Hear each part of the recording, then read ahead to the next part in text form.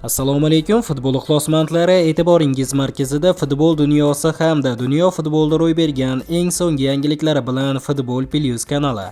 Ayni paytda mana shu roligimizga like bosayotgan barcha obunachilarimizga yana bir bor o'z minnatdorchiligimni bildirib qolaman. Ekran oldiga yaxshilab joylashib oling, like bosishni unutmang. Bugungi dasturimizni boshladik. Gvardiola nega Husanovni o'ynatmay qo'ydi? O'zbekiston milliy terma jamoasi markaziy himoyachisi Abduqodir Husanov Angliya Premyer Ligasining 30-turida Lesterga qarshi uchrashuvda Manchester City qaydnomasiga ham kiritilmadi. 2026-yilgi Jahon chempionati mintaqaviy saralash turnirining Eron terma jamoasiga qarshi o'tkazilgan oxirgi uchrashuvda 21 yoshli himoyachining o'z darajasida o'ynay olmagani, Angliyaga qaytib mamlakat kubogi doirasida Bournemouthga qarshi bo'lgan bahsning tanaffusida zaxiraga olingani muhokamalarga sabab bo'lgandi. Legionerimiz o'yinda kuzatilgan kichik pasayish ortidan Lesterga qarshi bellashuvda jalb qilinmagani turlicha talqin qilindi. Qizig'i shundaki, Husanov Manchesterga kelgandan buyon ilk marotaba uchrashuv qaydnomasidan tashqarida qoldi. Bundan tashqari, taniqli jurnalist Simon Baykovskiy bu vaziyatga oydinlik kiritdi. Bu manba Husanovning qaydnomaga kiritilmagani sababi jarohat yoki boshqa omillarga bog'liq emasligini, balki Josep Gvardiola Abduqodirga yaxshilab hordiq chiqarishi uchun qo'shimcha sharoit yaratib berganini ta'kidladi.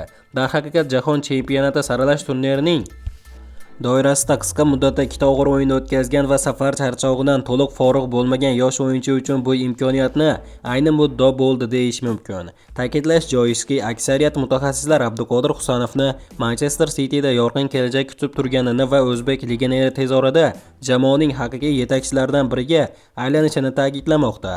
Xususan, taniqli futbolchi Scotty Jensen 21 yoshli o'zbek futbolchisining kuchli tomonlari va xalqaro futbol jamoatchiligi e'tiboriga qachon tushganini aytib o'tdi.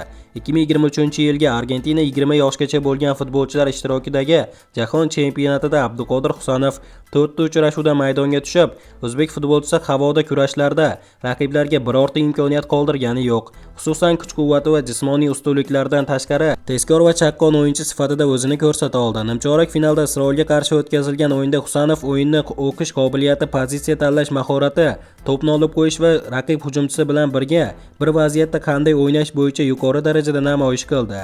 Abduqodir raqibining Anan Halili va Tayyabit kabi baquvvat va texnikasi kuchli hujumchilarga yetarli darajada qarshi tura oldi.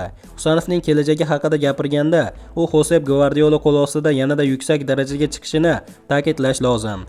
Til bilish bo'yicha to'siqlar bartaraf bo'lgandan keyin Abduqodir Manchester City tarkibidagi eng muhim figuralardan biriga aylandi, dedi Cenk Chetin. Bundan tashqari, Cenk Chetin skaut safidagi Markaziy Osiyoda futbol jadval rivojlanayotgani va bu mintaqa futbol bozorida yangi raqobatdosh mintaqa sifatida namoyon bo'layotganini alohida e'tibor qaratdi. Uning fikricha, Abduqodir Husanov kabi fenomenallar ta'sirida bu mintaqaga bo'lgan qiziqish yanada kuchayib boraveradi. Eslatib o'tamiz do'stlar, Abduqodir Husanov 2025-yilning 20-yanvar uni Fransiyaning Lens jamoasidan Manchester City klubiga jami 50 milliondan 40 million yevro badal puli va plus 10 million yevro bonus yevro evaziga transfer qilindi.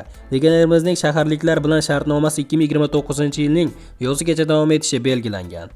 Qadrli do'stlar, nima bo'lganda ham hamyurtimiz Abduqodir Husanovga omad tilagan holda kommentariyaga tushib, "Olg'a O'zbekiston, olg'a Husanov" deb yozib qo'yishni unutmang do'stlar.